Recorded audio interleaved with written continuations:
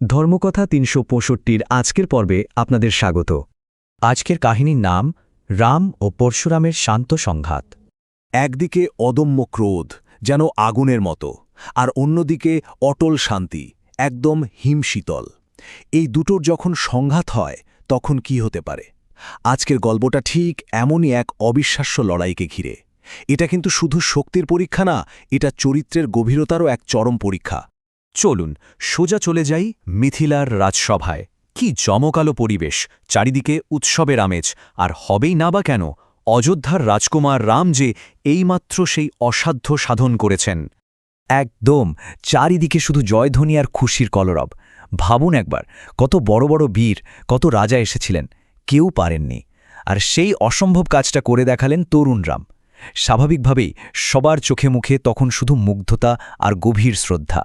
কিন্তু এই আনন্দ, এই উৎসব বেশিক্ষণ টিকল না। হঠাৎ করেই যেন সব থেমে গেল। একটা অশুভ, ভারী নীরবতা নেমে এলো। আর সেই নীরবতা ভেদ করে এগিয়ে আসছিল এক ভয়ঙ্কর ক্রোধের ঝড়। এমন এক ঝড় যা সবকিছু ওলটপালট করে দেওয়ার জন্য প্রস্তুত।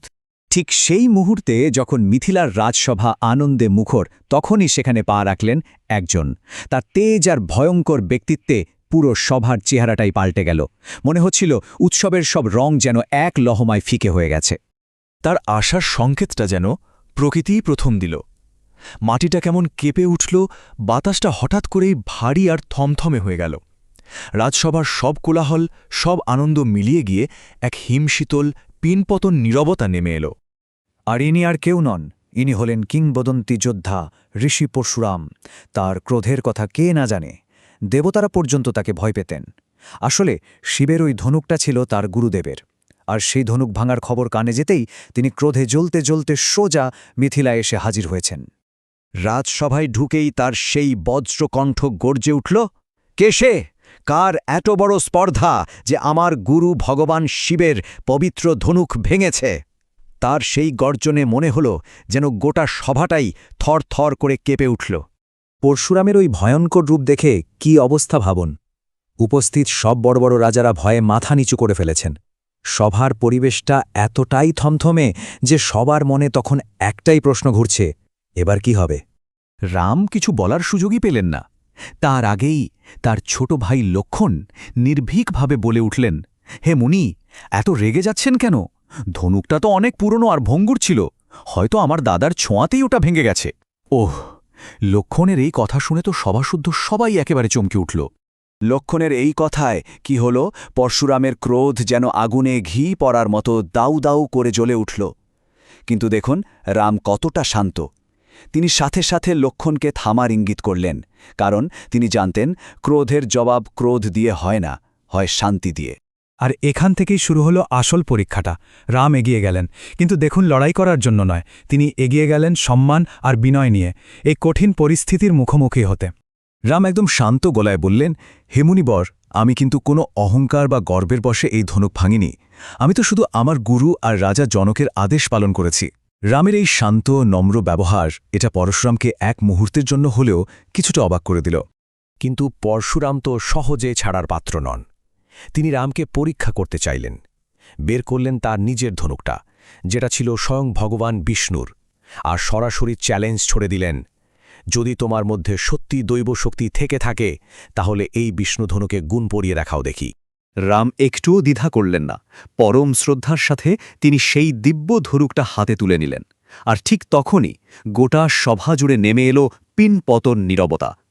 সবার নিঃশ্বাস যেন বন্ধ। কি হতে চলেছে এবার?